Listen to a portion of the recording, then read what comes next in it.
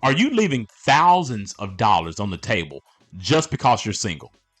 Well, today in our financial freedom video, we're going to be breaking down the best Social Security strategy for a single individual so you can maximize every dollar that you've earned. So definitely stay locked in. Hi, my name is Carson Graves, certified financial planner and president and CEO of the Retirement Education Center. And my name is Andrea Graves, Director of Operations at the Retirement Education Center.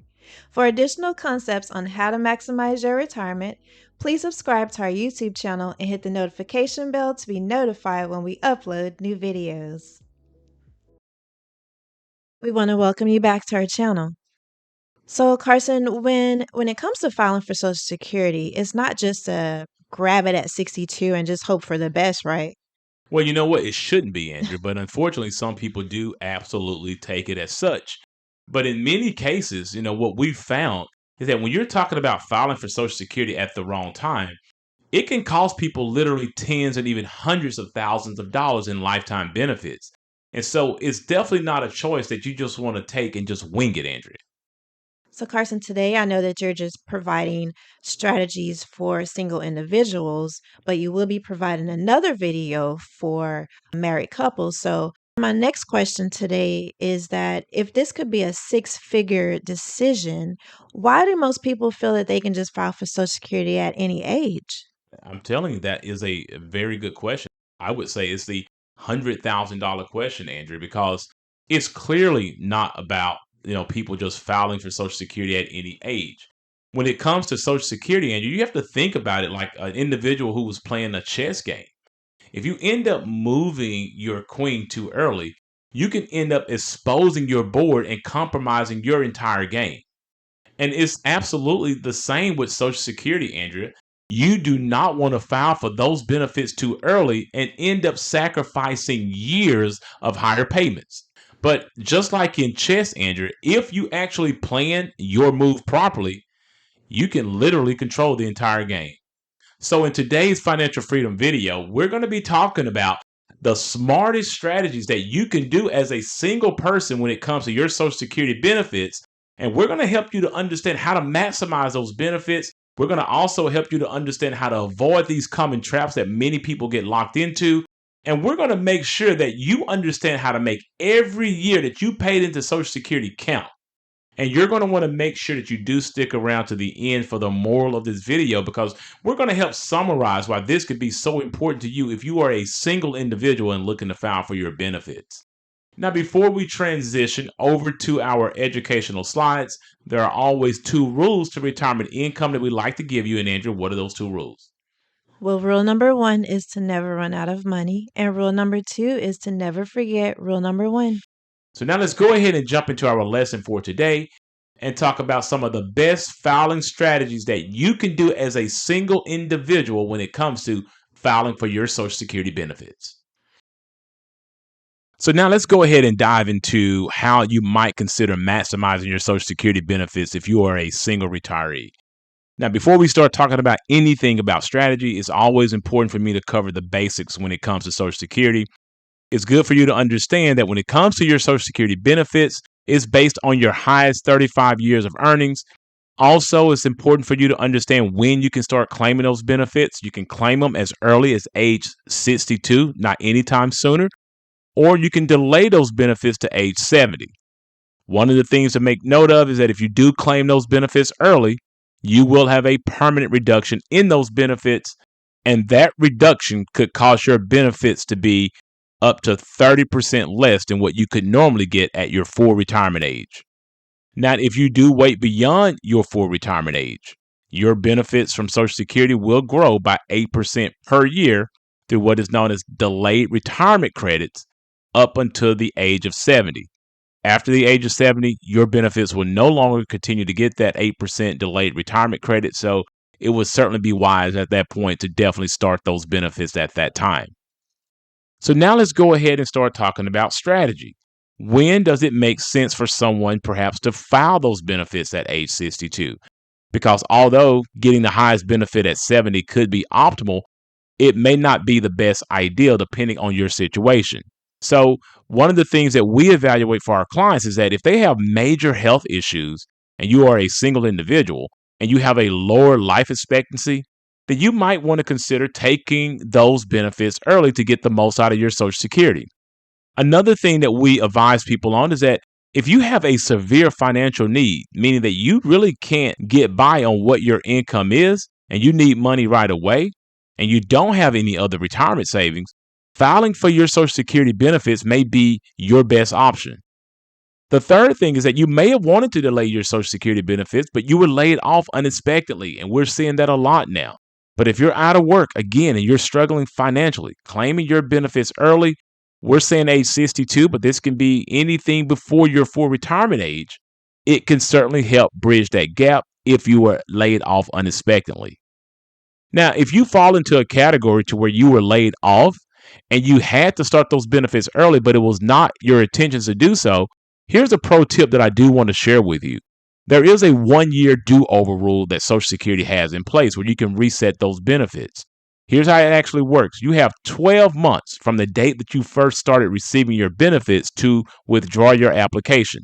At that time, you do have to repay all of those benefits for you and any family members that may have received benefits off your record as well. Once that is actually approved, it will actually be like you never filed for those benefits in the first place. Later down the road, you can go ahead, of course, and apply for those benefits again at your full retirement age or even age 70, and you will receive a higher monthly benefit. Now, it's important to understand that you can only use this withdrawal strategy once in your lifetime, so you can't continue to do this off and on.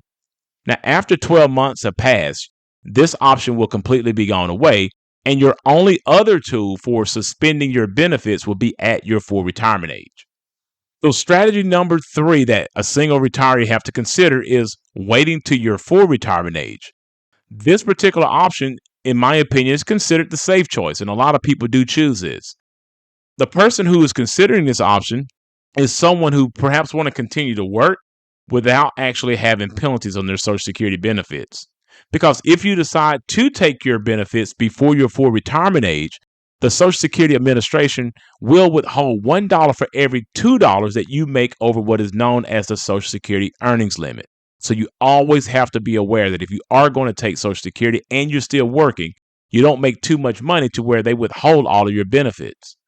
The other person who chooses this is someone who may continue to work but just want to have more stable income and more predictable income that maybe they can invest later. Also, someone may choose this option if they are unsure about their life expectancy. You want to avoid the risk of missing out on all of those years of benefits. Now, the pro tip that I want to reiterate once again is that there are no penalties on your benefits when it comes to the Social Security earnings test at your full retirement age. Number 4, for a single retiree, you might want to consider delaying until age 70. This is known as the power move. Now, this strategy here is that every year that you delay past your full retirement age, your benefit grows by 8% a year. For example, if you had a full retirement benefit that you will be receiving of $2,000 per month, waiting until age 70 could bump it up to around $2,640 per month. And that increase is going to be permanent, just like the permanent decrease when you take your benefits early. This is going to be the best strategy for a single retiree if you have other income to cover your expenses before age 70. If you also are expecting to live in your 80s and beyond, this may be an option that you want to consider. And this is going to be a strategy for someone who wants the highest possible guaranteed income in their retirement. So what are the best strategies for you that you can surmise from this video?